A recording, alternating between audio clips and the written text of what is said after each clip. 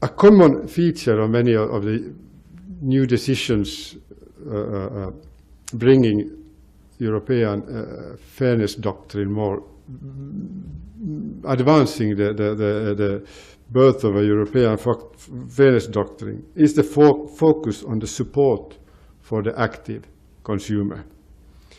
This is in line with the general definition of the average consumer in the EU being a consumer who is reasonably well informed and reasonably observant and circumspect.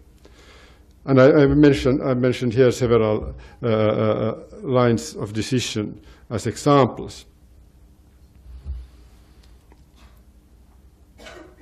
First, and this is interesting to note, the ECJ takes consumer autonomy seriously. It has created kind of a possible agreement test defined in the Mohammed Aziz case, which is mentioned down here because it's procedural as well. But in the Mohammed Aziz test, fair terms was defined with reference to what a consumer might have agreed to individually. It's an interesting reading and kind of a real European definition of the unfairness assessment, which you don't find in the same formula in the national laws.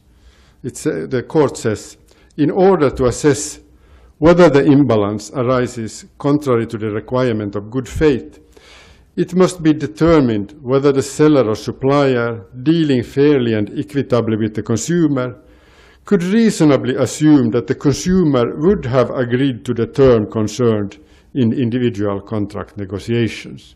A kind of a hypothetical agreement test. It's quite interesting and in a way an invention of the European Court of Justice.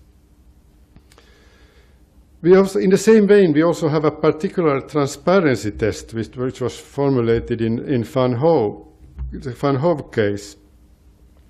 We have a particular provision in the directive requiring contract terms to be drafted in plain, intelligible language.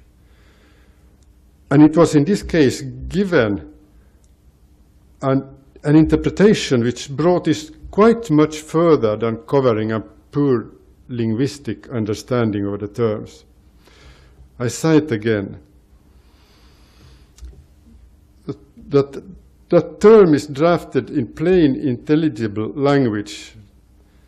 That is to say that it is not only grammatically intelligible to the consumer, but also that the contract sets out transparently the specific functioning of the arrangement to which the relevant term refers and the relationship between those arrangements and the arrangements laid down in respect of other contractual terms, so that the consumer is in a position to evaluate on the basis of precise, intelligible criteria the economic consequences for him which derive from it.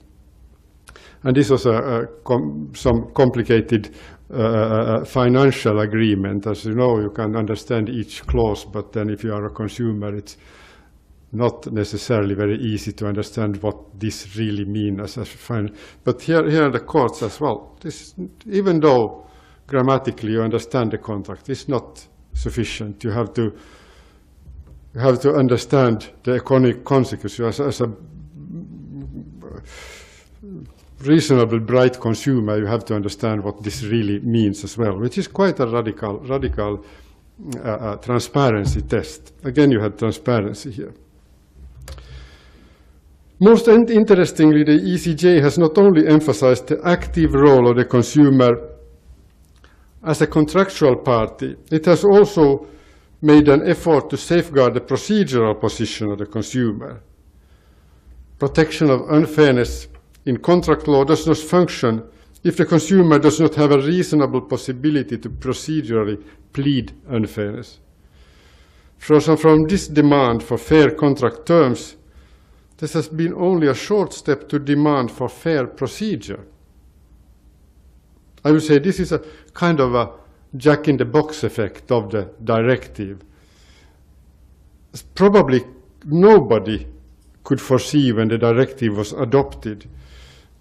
The directive was dealing with European contract law, that the European Court of Justice suddenly would start to use it as a device to develop procedural law of the European member states. But that is the case. And in quite a long line of cases, there are tens of cases. In Mohamed Aziz, for instance, which is probably the most discussed case on Spanish procedural law, according to which the debtor may not object to the unfairness of a term of a loan agreement in mortgage enforcement proceedings. This objection can be made only in separate declaratory proceedings, which do not stop the enforcement proceedings. So what did the ACG do to protect the consumer against unfair terms? The court invented a new remedy.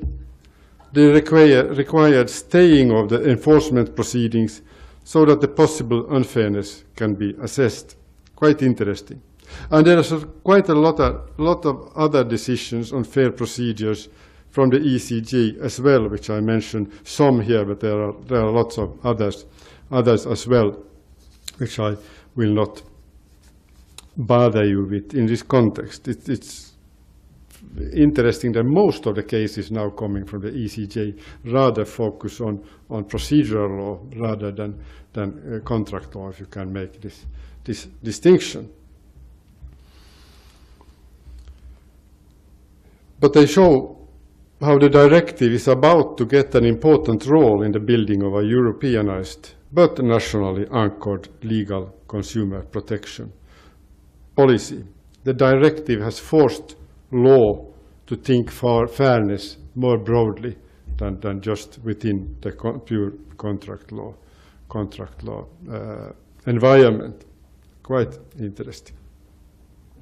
And it's based on the idea of support for the active consumer.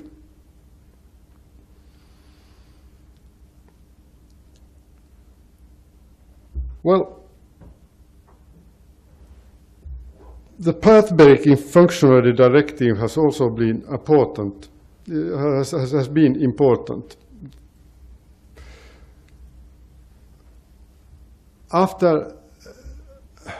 As I said in the beginning, this directive only deals with B2C relationships. But in the discussions on developments of European contract law in general, it has played an important role as well. In the principles of European contract law, called the Landa Principles, drafted by a pan-European group of contract lawyers, we have a unfairness clause. And these principles have not been without application and without impact. In fact, they have had a great impact on the development of the law, particularly in some of the former socialist countries in Eastern Europe.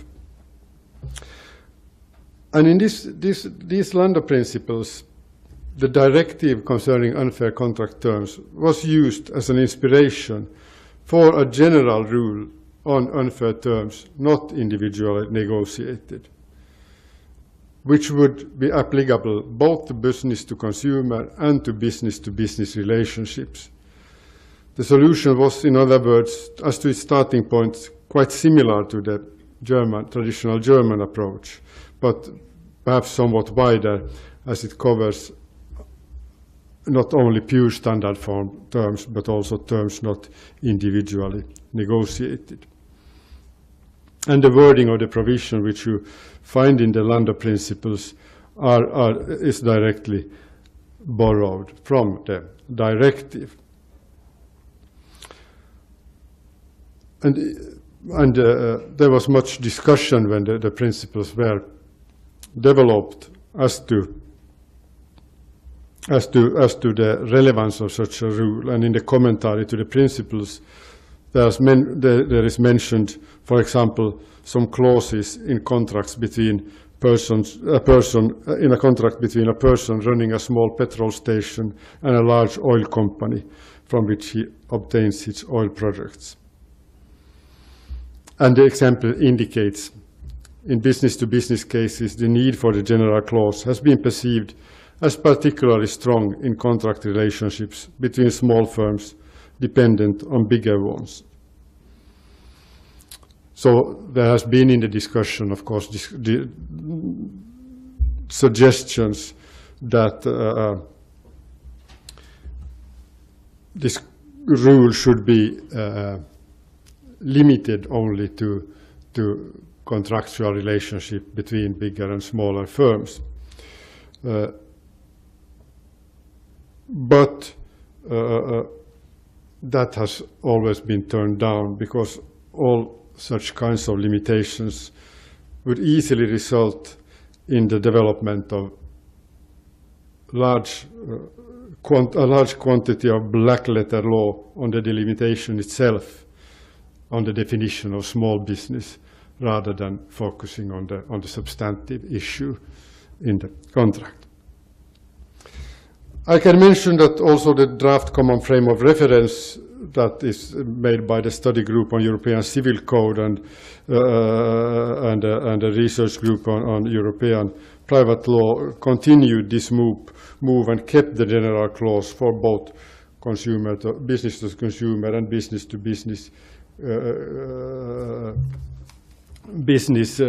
relationship, although with the small change that they had a different rule for those both situations, but an unfairness rules for both situations. I won't go into detail. This was meant to be the basis of a European Civil Code, but that project is more or less dead now, so I won't go into this further.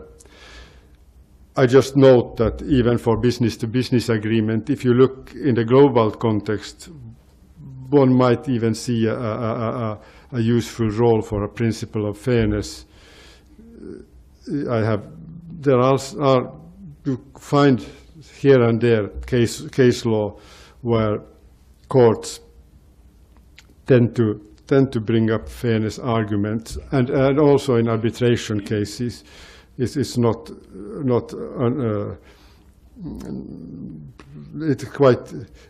does happen.